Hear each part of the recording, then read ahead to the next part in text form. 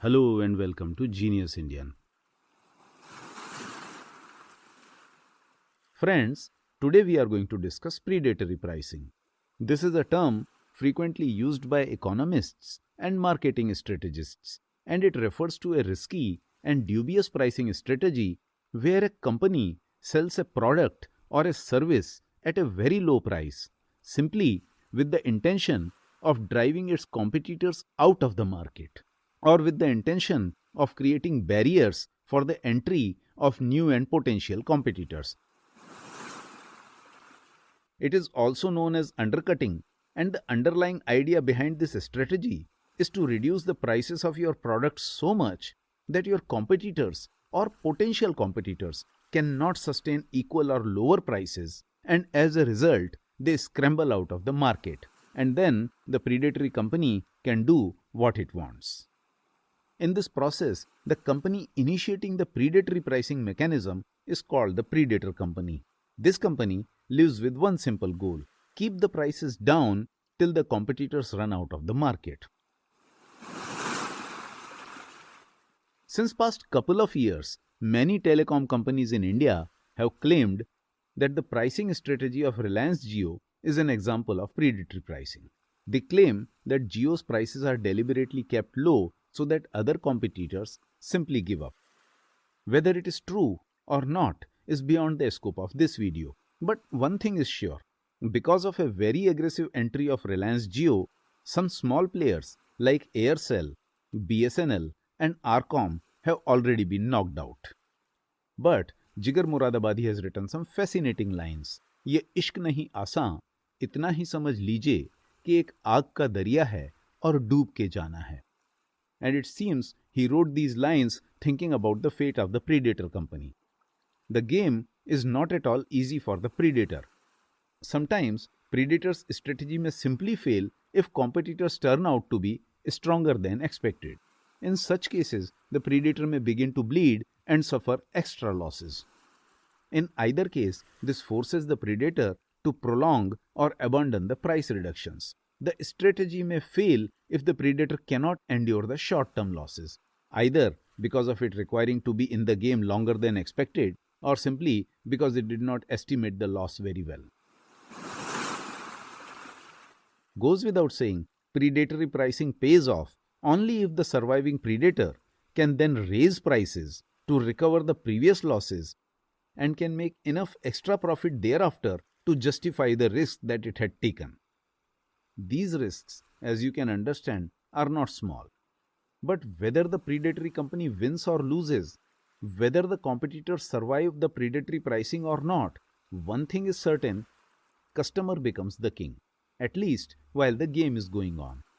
Customers begin to get better products or services at cheaper prices, and this is what has happened even in our own country. Thanks to the entry of Jio, the competition has increased so much that today the price of data in India is one of the lowest in the world. According to a study of March 2019, while the price of 1 GB data in UK was $6.66 and a whopping $12.37 in the United States, here in India you could buy 4 GB data for just $1. A successful example of predatory pricing was the war between Diapers.com and Amazon. When Diapers.com made inroads in home deliveries, Amazon slashed its diaper prices through a Amazon Mom program. It was a predatory move in which Amazon slashed prices as much as 30%, thus suffering losses amounting to millions of dollars. But Amazon had the staying power. Looking at this, Diapers.com also slashed the prices, but obviously it did not have the deep pockets matching Amazon. So at long last, Diapers.com management decided to concede defeat and ultimately decided to sell itself to Amazon. And what did Amazon do after the buyout? Well, it simply rolled back all the discounts. A couple of years back in Germany, Walmart was charged with predatory tactics. The Federal Cartel Office of Germany accused Walmart and two other large supermarket chains of selling goods below cost and ordered the companies to raise prices immediately. The items in question included about a dozen staple products like milk and vegetable oil, and they were being sold at a very low price. This is a common strategy adopted by many supermarkets, and according to it, they sell some corner products at very low prices in order to brainwash the customers into thinking that all products available in that store are cheaper than elsewhere. German law prohibits below cost pricing because of its impact on small businesses. In this case, authorities feared a price war taking place amongst the country's three largest food retailers, and they feared that it would decimate independent shops, which will ultimately leave the consumers with fewer options and higher prices. The government felt that the material benefit of below cost pricing to customers was marginal and temporary, but the restriction of competition by placing unfair obstacles before medium and small size retailers will be clear and lasting. Right now, even in our own country, lakhs of small business owners are appealing against Amazon and Walmart Flipkart. They feel that these online retail companies are selling their products at much lower prices, which will ultimately drive small business owners out of the business. As you are aware, the retail sector in India is worth almost $670 billion, and almost 90% of this is contributed by small retailers. However, the government can't shut down Amazon and Flipkart type of retailers either, given that thousands of individual sellers use these platforms to sell their products. And in case these giants are shunted off, then all those thousands of individuals will lose a reliable platform to sell their products.